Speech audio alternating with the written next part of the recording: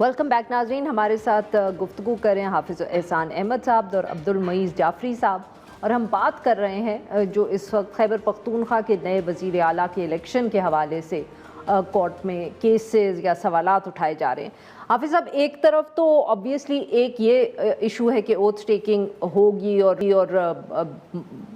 जिस पे आप दोनों ने बात की, बट सर एक अपोजिशन की तरफ से भी पिटिशन है JUIFA की तरफ से, जिसमें उन्होंने ये सवाल उठाया कि ये तो इलेक्शन ही सही नहीं हुआ।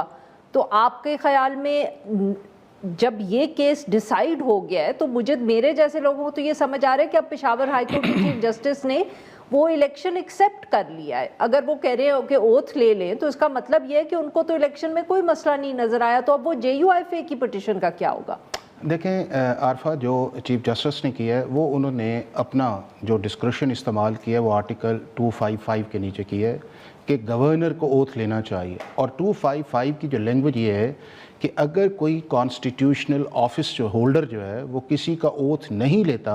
तो एक विंडो 26 कॉन्स्टिट्यूशनल अमेंडमेंट के अंदर chief justice concern high court या चीफ जस्टिस ऑफ पाकिस्तान को दी गई है। अब इस केस के अंदर गवर्नर जो है, जो आपका है, उसने ओथ लेने से तो रिफ्यूज़ नहीं किया। वो तो अभी पहली स्टेज के ऊपर है जो आर्टिकल 130(8) के अंदर है कि मैं इसका रिज़ाइन एक्सेप्ट मैंने नहीं किया। अगर वो रिज़ाइन एक्सेप्ट करके ये प्रोसेस आ जाता जो हुआ है और उसके बाद गवर्नर कहता है कि मैंने ओथ नहीं लेना, तो बिल्कुल आर्टिकल 255 जो था वो इन्वोक किया जा सकता था और करना चाहिए। और आपने देखा कि पीछे हुआ भी, और ये इसलिए हुआ कि पंजाब के अंदर जब हमजा शहबाज वाला मैटर आया तो गवर्नर जो चीमा साहब थे PTI के, जब उन्होंने रिफ्यूज़ किया तो हाई कोर्ट ने प्रेसिडेंट की तरफ गए, उन्होंने भी कहा नहीं है। फिर आपको याद होगा स्पीकर नेशनल असेंबली जो गए, तो जो पार्लियामेंटेरियन सी जब इस कंसल्टेशन प्रोसेस के अंदर आया कि एक इस मुल्क के अंदर पॉलिटिकल कन्फ्रंटेशन है तो हेड ऑन के अंदर जाते हैं तो कम से कम जो ऑफिस होल्डर वाला मामला ओथ वाला तो रिजॉल्व करें, और उसके अंदर सारी पॉलिटिकल पार्टीज इंक्लूडिंग PTI जो थी इस कंसल्टेशन के अंदर थी, उन्होंने 255 पे एग्री किया जो है। अब ये है कि 255 का जो आज का फैसला है वो चीफ जस्टिस ने प्री मैच्योर किया है। अब पेशावर हाई कोर्ट के अंदर जो मामला गया है वो गया है आर्टिकल 199 के नीचे गया है कि क्या जो स्पीकर ने इजलास बुलाया है 130(8) के डी नोटिफिकेशन के बगैर जो है, क्या स्पीकर वो इजलास बुला सकता है? और अगर उसने बुलाया है तो उसके बाद अगर वो इलेक्शन हुआ है तो क्या जब इजलास बुलाना ठीक नहीं है या CM का नोटिफिकेशन अभी डी नोटिफाई ये कैबिनेट हुई नहीं है तो क्या वो CM का इलेक्शन वैलिड है, लीगल है, कॉन्स्टिट्यूशन है? ये वो सवाल है। और मैं ये समझता हूँ कि एक तो ये है कि अगर आज लगी थी तो JUI के लॉयर को वहां पे होना चाहिए था और इसको रिजॉल्व करना चाहिए था। और दूसरा नहीं गए सर, क्योंकि वो देखना चाहते थे कि इस केस का क्या और दूसरा ये है कि जब चीफ जस्टिस को पता था इस चीज के अंदर कि ये केस रिफ्यूजल का नहीं है, तो मैं इस पे एक जुडिशियल रिस्ट्रेंट करके देखूं कि कल अदालत इसके ऊपर क्या करती तो वो फिर फैसला करते। लेकिन आपने देखा कि उनकी भी जो आप ऑब्जर्वेशन आई थी कि जी पिटीशंस आ जाती हैं, ये हो जाता है। तो मेरा ख्याल ये है कि हमारी जो सारा सिस्टम, ये चीज़ें ऐसी हैं कि जिसके अंदर हम कॉन्स्टिट्यूशनल जिसकी सुप्रीमेसी की बात करते हैं उसकी बजाय हम पॉलिटिकल कन्वीनियंस की तरफ जाना शुरू कर देते हैं। और अगर कॉन्स्टिट्यूशन को देखा जाए तो कॉन्स्टिट्यूशन के लिए प्रेसिडेंट या गवर्नर के पास 48 आवर्स से लेके जो है आइन ने 10 दिन रखे हुए हैं, एक रीजनेबल टाइम है। अगर कोई 2-3 दिन ज्यादा आ जाते, पहले एक आया फिर दूसरा आया, या एक दिन, या गवर्नर को चाहिए था पहले फैसला कर लेता, तो ये पॉलिटिकल कन्फ्रंटेशन पाकिस्तान की डेमोक्रेसी के लिए और पाकिस्तान के कॉन्स्टिट्यूशन के अंदर जो उसकी स्पिरिट है, मेरा ख्याल है उसे बुरी तरह डैमेज कर रही है। बिल्कुल सही जी। जाफरी साहब, आपने सुना हाफिज साहब का तो ये ख्याल है कि दैट इज जो JUIFA की पिटीशन है कि असल लीगल नुक्ता तो गालिबन उसमें है और उसको पहले सुनना चाहिए था before coming to this issue of the oath. But sir, अब आपका क्या ख्याल है? आई मीन, आप कोई गुंजाइश है कि उसमें ये सारे जो कानूनी नुक्ते उठाए हैं हाफिज साहब ने, उन पे कोई बहस हो? बिकॉज अब तो ओथ टेकिंग हो जाएगी कल। जी, मेरे ख्याल में कोई गुंजाइश नहीं है। मेरे ख्याल में ये कुंडी साहब को वो जो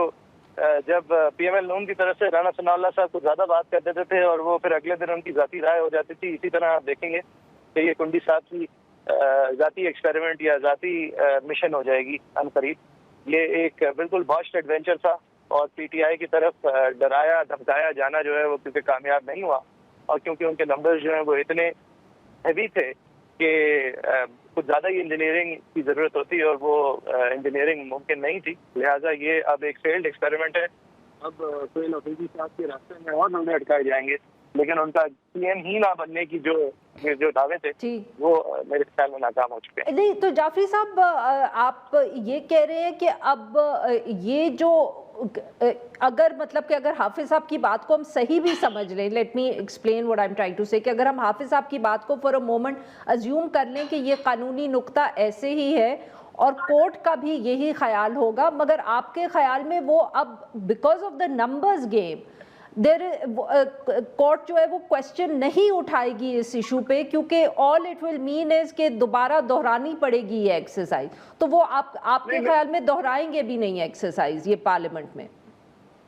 یہ partially I agree with this. دیکھیں کورٹ نمبرز گیم دیکھ کے تو فیصلے نہیں کرتی نا, وہ تو حق انصاف دیکھ کے فیصلے کرتی ہے. تو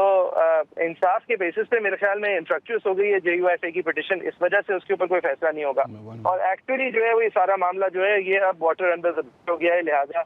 جو کورٹ گئے تھے JUIFA جس کام کے لیے گئے تھے, چاہے ان کی تکنیکی نکات جو ہے وہ بہت ہی اچھے ہوں, لیکن اب کیونکہ قاضی فائز حسن صاحب جو ہیں وہ chief justice Peshawar high court نہیں ہے, تو میری نظر میں اب اس ایشو کے اندر کوئی زیادہ اسٹرینتھ نہیں ہے. میں ون لائن انفرکچوس تب ہوگی کہ اگر گورنر اوتھ لے لے, اور گورنر کو ٹائم ہے 4 بجے, پشاور ہائی کورٹ نے 10 بجے رکھا, تو میں یہ سمجھتا ہوں کہ دونوں پارٹیز وہاں پہ ہیں. پشاور ہائی کورٹ کو اس کانسٹیٹیوشنل جو کویشچن ان کے سامنے ہے اس کا گھنٹہ ڈیٹ کر کے ہیئرنگ کر کے فیصلہ کر دینا چاہیے کہ گورنر نے غلط کیا ہے یا اسپیکر نے غلط کیا ہے. اگر وہ دونوں کو غلط کر دیتے ہیں تو چیف جسٹس جو ہے یعنی کہ گورنر کو غلط کر دیتے ہیں تو چیف جسٹس کا آرڈر ٹھیک رہے گا. اگر وہ اسپیکر کو غلط کر دیتے ہیں تو اس کے بعد چیف جسٹس نے جو آرڈر کیا وہ کانسٹیٹیوشنل سائٹ پہ نہیں کیا, وہ انہوں نے ایک کانسٹیٹیوشن کی اسکیم کو انہوں نے فالو کیا ہے, تو وہ آرڈر آٹومیٹکلی ان پلیس نہیں آئے گا, چونکہ اس کی جب وہ میچور ہی نہیں ہوگا تو ان کا انفرکچوس ہونے والی بات نہیں ہے. لیکن ہائی کورٹ کو فیصلہ کرنا چاہیے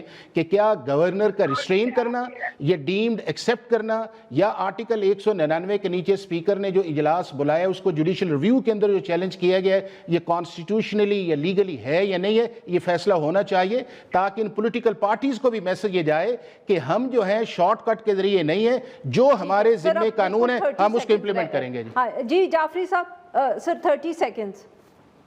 جی میرے خیال میں بالکل پشاور ہائی کورٹ میں فیصلہ آخرکار ہو جانا چاہیے. گورنر جو ہے وہ ایک فضول ہوتا ہے جس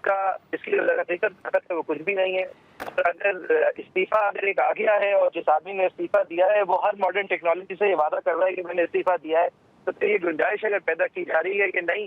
میں نہیں مانتا کہ وہ سگنیچر سیم ہے, جبکہ وہ آدمی کہہ رہا ہے کہ سیم ہے, اور آپ پہلے ایک اور مذاق بنائے بیٹھے تھے کہ آپ کو احساس ہی نہیں ہوا تھا استعفیٰ. تو اس طرح کی حرکتیں کرنے کی گنجائش نہیں ہے, اور یہ ٹیکس پیئر کے پیسوں کی ضیاع ہے. بہت بہت شکریہ ہمارے 2 مہمانوں کا, انہوں نے ہمارے لیے وقت. ناظرین یہاں پہ لیں گے ایک چھوٹی سی بریک, جب ہم بریک سے واپس آئیں گے تو ہم بات کریں گے مڈل ایسٹ اور غزہ.